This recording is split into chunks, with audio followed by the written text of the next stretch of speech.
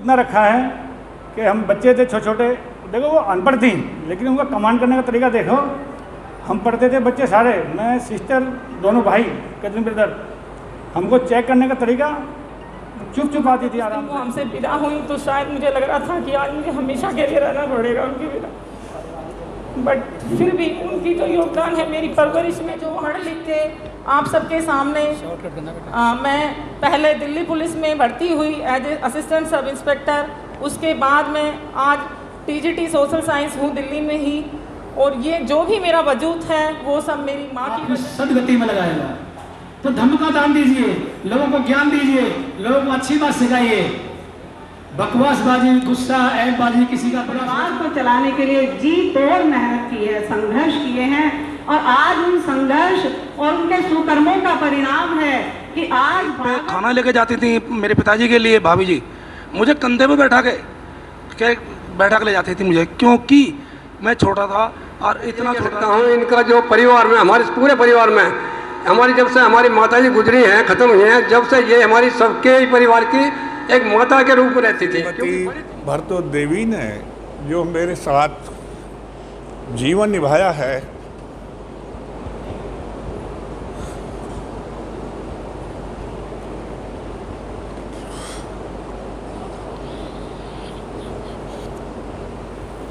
मैं उसका व्याख्यान करने में असमर्थ हूं।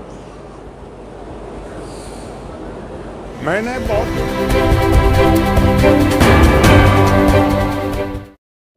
मैं ये भी जानती हूँ कि एक भौतिक शरीर है और उसका जाना निश्चित है, लेकिन फिर भी क्योंकि एक दुखद होता है हम सबके बीच से जाना, उनका जो योगदान हमारे लिए रहा, हमें पैदा करके हम उनका अक्ष हैं आपके सामने, और हमें आज यहाँ तक अगर पहुँचाया है तो उसमें जहाँ मेरे परिवार हैं और वहाँ मेरी माँ मतलब मेरा एक भगवान, मैं कह सकती हूँ साक्षात रूप में कि मेरा भगवान है, जो शायद मेरे से अप्रत्यक्ष रूप में दूर गया है, प्रत्यक्ष रूप में चला गया लेकिन अप्रत्यक्ष रूप में मेरे अंदर ही रहेगा और वो कभी मेरे से दूर नहीं जाएंगी, मैं ये भी जानती हूँ।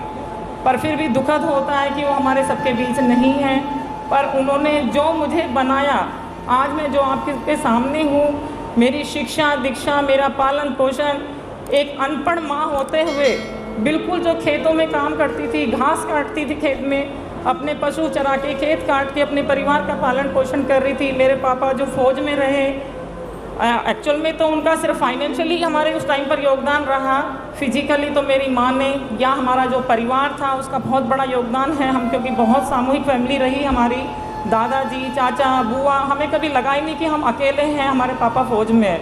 तो मैं अपने इस परिवार की भी बहुत आभारी हूँ कि मैंने ऐसे परिवार में जन्म लिया है। और जहाँ मेरी मम्मी का सवाल है, मैं याद करती हूँ कि जब मैं बहुत छोटी थी तो मैं मम्मी के बिना रह नहीं सकती थी अकेले। मुझे एक छोटा सा इंसिडेंट, बहुत ही छोटी थी, और मेरी चाची हैं छोटी, उनके गाँव में कुछ डेथ हो गई थी उनके दादाजी की और उन्हें जाना था, तो मुझे छोड़ के जा रहे थे कि हम इसको यहीं रख लेते हैं। और मैं इतनी पागल की तरह रोई खींची, मेरी बुआ ने मुझे रोकने की कोशिश की, चाचाओं ने, पर मैं लिपट के झटक के, फिर भी मेरी मम्मी जो गली में पहुंच गई थी वहाँ जाके भाग के उनसे लिपटी कि नहीं, मुझे भी साथ जाना है, मुझे नहीं रहना मम्मी के बिना। और आज जब उस दिन वो हमसे विदा हुई तो शायद मुझे लग रहा था कि आज मुझे हमेशा के लिए रहना पड़ेगा उनके बिना, बट फिर भी उनकी जो योगदान है मेरी परवरिश में, वो हमेशा मेरे साथ हैं। मुझे याद है जब मैं स्कूल जाती थी, छोटी सी छावनी जाना होता था, बड़ी अच्छी अच्छी बातें बताती थी, बेटा गांव में किसी के खेत पड़ते हैं, रास्ते में किसी के खेत से इतनी सी चीज़ भी मत चुराना, किसी की कोई चीज़ चोरी मत करना, सबको राम राम करके जाना रास्ते में। ये सारी शिक्षाएं मुझे मेरी माँ ने दी। बेटे किसी को मारना पीटना नहीं, कैसे ध्यान से सड़क पार करना, सारी शिक्षाएं मेरी माँ दे के मुझे रोज़ सुबह भेजती थी। और ये हमारी आदत थी कि हम किसी के खेत में मटर, पत्ता गोभी, बंद गोभी जो होती थी, पर हम देखते भी नहीं थे। छावनी के रास्ते में बहुत फसल होती थी, पर हमारी कभी नीयत ही नहीं बनी कि हम किसी की चोरी या कोई लालच की तरफ जाएं। और सुबह उठने के लिए मुझे, छोटी बच्ची थी तो स्कूल देर ना हो जाऊं तो मेरी चोटी सोते सोते कर देती थी कि बच्ची है उठने में देर करेगी, तैयार होने के लिए लेट ना हो जाए, तो बेड पे सोते सोते मेरे बाल की चोटी बना देती थी, फिर मुझे उठाती थी कि चलो अब उठो स्कूल जाना है। और कभी हमें खाना लिए बगैर नहीं भेजा, ये उनकी एक आदत रही कि चाहे घर में कोई मेहमान आए, चाहे कोई भी आए, उसको बिना चाय पिए और बिना खाना खाए, चाहे हम 4 बजे जा रहे हैं घर छोड़ के, उनका काम था कि 4 बजे से पहले वो रात को ही उठ के खाना बना के रखती थी। और आज मैं जो पढ़ लिख के आप सबके सामने मैं पहले दिल्ली पुलिस में भर्ती हुई as a assistant sub inspector, उसके बाद मैं आज TGT सोशल साइंस हूँ दिल्ली में ही। और ये जो भी मेरा वजूद है वो सब मेरी माँ की वजह से है, उनके योगदान की वजह से है। एक अनपढ़ होने के बावजूद मुझे यहाँ तक पहुँचाया, मैं उनकी हमेशा आभारी रहूँगी और मेरी माँ हमेशा मेरे साथ रहेंगी। धन्यवाद। वास्तव में उनका बहुत बड़ा योगदान रहा है, हम देखते हैं इनडायरेक्टली डायरेक्टली। और हम चाहेंगे कि हम कुछ उनके मार्गदर्शन पे, कुछ हमारे दादाजी के मार्गदर्शन पे, कुछ हमारे पिताजी के मार्गदर्शन पे, क्योंकि पिताजी तो हमारे फौज में रहे थे, और एक आदमी जो फौज में रहता है बच्चे को पालना पोसना, हमारे चाचा जी का बहुत बड़ा योगदान रहा उनमें, क्योंकि चाचा जी गांव में रहते थे, उनके अंडर में हम रहते थे, दादाजी गांव में रहते थे, उनके अंडर में हम रहते थे। चाहे कुछ भी हो जाए स्कूल ड्रॉप नहीं करना है, चाहे बरसात हो, चाहे आंधी तूफान हो, स्कूल जरूर जाना है। ये बहुत बड़ा कमिटमेंट था इनका। और इसमें हमारे कभी हमने देखा कि 1-2 बार हमारे पास गलत हैबिट पड़ी हमारे पास डेवलप हुई, तो मम्मी ने हमको इतनी झाड़ लगाई डंडे के साथ में कि वास्तव में मतलब वो आदत छूट गई। और तब से ईमानदारी का पार्ट ऐसा पढ़ा कि मतलब नस नस में ईमानदारी घुस गई। ये हाल रहा।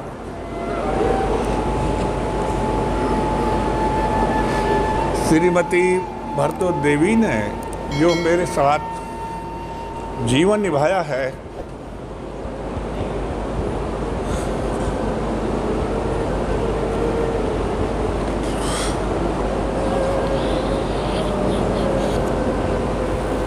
मैं उसका व्याख्यान करने में असमर्थ। मैंने बहुत देवी देखी हैं, बहुत औरतें देखी हैं, लेकिन जिस हालात में, जिस गरीबी में उन्होंने मेरा साथ दिया है, मेरे परिवार को उठाया है। हाँ, कोई नहीं, मैं बोल रहा था। अच्छा, उसकी मैं महिमा करते करते भी पूरी नहीं कर सकता। अब तक भी उन्होंने, मैं आपको एक संक्षिप्त में बताऊंगा, मैंने बहुत चीज़ उनके सौंदर्य के लिए, उनकी खुशहाली के लिए लाके दी मैंने, लेकिन उन्होंने कभी इस्तेमाल नहीं किया। एक बार का वृत्तांत है, जब पहली बार मैं उनको आर्मी में बरौनी ले गया था, तो मेरे पास 2-3 फैमिली थी और मेरे कमांडिंग अफसर ने बुलाया, भैया आपने कभी बच्चे नहीं रखे, बच्चे लेकर आओ। मैं पहली बच्ची पैदा हुई, उसको लेकर मैं 1 महीने को पहुंच गया। लड़की मेरी बिटिया इतनी सुंदर थी कि मेरे कमांडिंग अफसर की वाइफ बेगूसराय से उसे देखने के लिए डेली आती थी कि ऐसा सुंदर बच्चा हमने नहीं देखा। अच्छा, वो बच्ची कभी रोती नहीं देखी हमने अपने जीवन में, और हंसती हंसती थी। उन्होंने डेली आकर के उसको निभाया, और मैं सोचने लगा कि भाई जब मुझे पहली बार मौका मिला है बच्चे रखने का, तो जैसे और दूसरी फैमिली रह रही हैं, उसका भी जी करता होगा कि मैं भी इसी तरह से रहूं। जो ये सौंदर्य की आइटम होती हैं, जैसे क्रीम, पाउडर, लिपस्टिक वगैरह वगैरह, मैंने भी उनकी देखा देख बिना पूछे उसके मंगा लिया। कलकत्ता मेरा एक सिपाही गया, मैंने मंगाया, उसने ला के मुझे सब चीज़ दे दी, और मैंने सहज में जाकर उनको बोला, भाई जैसे ये औरत इस्तेमाल करती हैं, आप भी इनको इस्तेमाल करोगे। बोला क्या है? मैंने कहा देख लो खोल कर। सड़क पर ही घर था, जैसे ये सड़क जा रही है, उसने खोल कर देखा, क्रीम, पाउडर, लिपस्टिक, 4-5-6 चीज़ थी। उन्होंने अक करी ना धक करी ना पूछा, मारी रोड पर फेंक करके। बोला मैं सौंदर्य दिखाऊंगी, क्रीम पाउडर दिखाऊंगी, किसको दिखाऊंगी? मुझे क्या कोठे पे बटाना है? मुझे मोहब्बत है अपने बच्चों से, अपने आदमी से प्यार। मैंने दुनिया को देखना नहीं चाहती, मैं तो प्यार करना चाहती हूँ, लेकिन सौंदर्य से प्यार नहीं होता, दिल से प्यार होता है। मैं आत्मान से सेवा करूँगी किसी की। उन्होंने ऐसे बहुत मौके हैं कहीं भी लेके गया मैं, उन्होंने कहीं भी 1-2 बार ले गया हूँ, लेकिन नहीं, आज तक जब तक वो लास्ट सांस लिया है कभी वो साबुन से नहीं नहाई। मुल्तानी से उन्होंने अपना सिर धोया। तरह तरह के मैंने साबुन ले आना चाहा, तरह तरह के मेरी कंपनियों में मैं नोएडा था, तरह तरह के मुझे ये तेल मिलते थे, डाबर वगैरह वगैरह का, नहीं, फेंक के मारते थे, किसी को नहीं इस्तेमाल किया। आखिरी सांस में उन्होंने अपनी इच्छा जताई, हमारी लड़की से बोला आज मुझे नहवा दो, ठीक से साबुन से नहवा दो। दांत में कभी मैंने बुर्श ला कर दिया, कभी टूथपेस्ट नहीं किया ज़िंदगी में, लिया कपड़े से लिया, दांत साफ कर लिए। आखिरी दिन उन्होंने टूथ ब्रश मंगाया और ब्रश किया। उन्होंने कितना सादा सिंपल जीवन व्यतीत किया। अब तक की बताता हूँ मैं कि यदि पेटीकोट फट जाता था तो मैं बोला देख नए रखे हैं, इन्हें पहन लो। बोला नहीं, मैं सीना मुझे आता है, उसको अपने हाथ से ही सीना शुरू कर देती थी। मैं बोला क्या कहेंगे तुम अफसर की औरत हो? बोला नहीं, अफसर बढ़ जाओ भाड़ में, मुझे तो अपनी ज़िंदगी जीना है। मैं जिस हालत में अपने बचपन को या अपनी लाइफ को, जो मेरा समय बीता है उसको भूल नहीं सकती मैं। कैसे मैंने समय बताया है। सबसे बड़ी बात, उन्होंने बहन भाइयों को एक अपने बच्चे के समान प्यार दिया है, न कि किसी दूसरा समझ करके। जो भी यदि एक रोटी खाती तो वो चाहती आधी रोटी मेरा बच्चा या मेरा भाई या मेरा परिवार कोई भी सदस्य खाए उसको। उनके दिल में यही बामन। कोई मेहमान आएगा, मैं यही कहता उनसे, अरे भाई तुम 100 रुपये दे दो या 50 रुपये दे दो। नहीं, इतनी दूर से चलना, इतना तो उनका किराया ही लग गया होगा। तो मेरे से भी वो दुगन उनको दान, बहन को, बेटी को, इतनी दिल से दलेल थी वो कि कोई किसी तरह की कसर नहीं छोड़ रही। लास्ट मोमेंट में भी बेड पर पड़ गई हैं, 3 अस्पताल में रही हैं। कोई ही बहन बेटी जो सम्मान किया जाता है, आखिर में उन्होंने मंगा करके मेरे से, नहीं मेरी बेटी आई है, मेरी भतीजी आई है, मेरा वो आया है, ये ध्यानी आई है, मेरी भांजी आई है, पूरा सम्मान आखिरी दिन तक भी उन्होंने उसी उद्देश्य से किया है। इवन जो मेहमान भी आया उनको ये बोला घर में मेरे में जो तुम ले जा सको, चावल ले जाओ, दाल जो भी कोई चीज़ है, उन्होंने कभी उनको हाथ टाइट नहीं किया, बल्कि ले जाओ ऐसे बोलती, जितना तुम ले जा सको। ये उनका आखिरी शब्द था। भगवान बुद्ध ने कहा सबसे बड़ा धम्म क्या है? सबसे बड़ी पारमिता उन्होंने कहा धम्म का दान। भगवान बुद्ध कहते हैं कि अगर मान लीजिए आपने धम्म का दान दिया तो ये सबसे महान दान है, जिसका पुण्य आपको आपकी सदगति में लगाएगा। तो धम्म का दान दीजिए, लोगों को ज्ञान दीजिए, लोगों को अच्छी बात सिखाइए।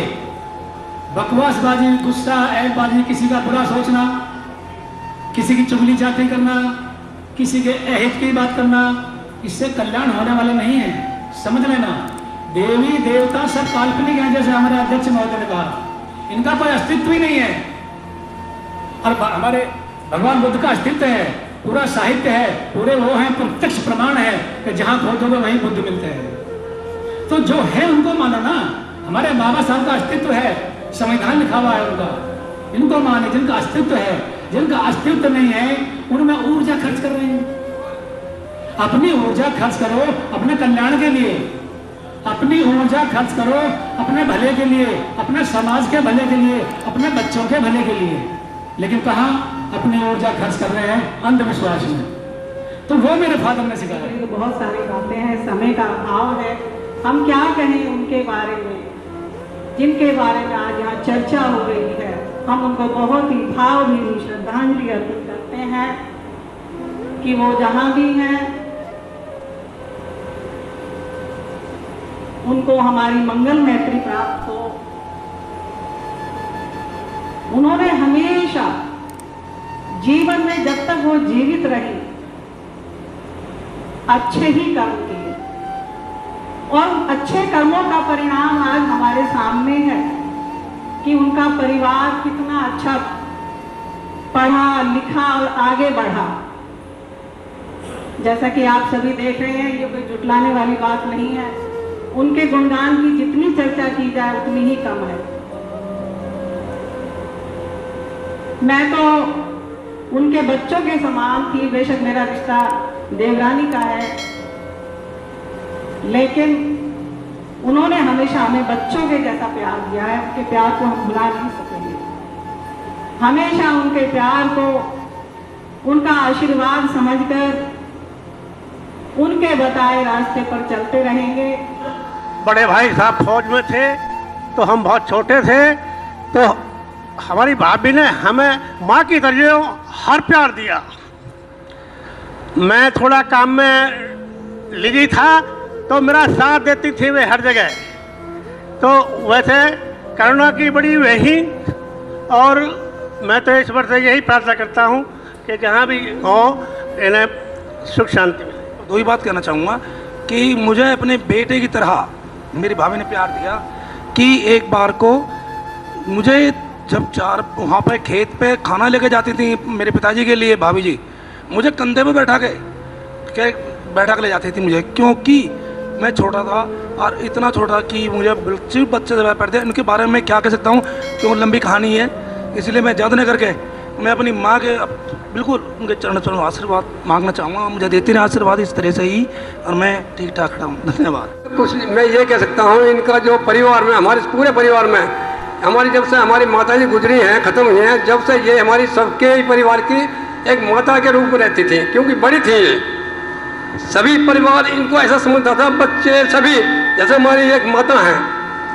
तो थोड़ा सा इस बारे में यही कहता हूँ कि हमें शरणदास जी अपने हाथों से कहते हैं कि आत्मा को सुख शांति मिले और सबका आशीर्वाद मिले। थोड़ा सा मेरा दिल ऐसा है, थोड़ा सा कम। आपको धन्यवाद।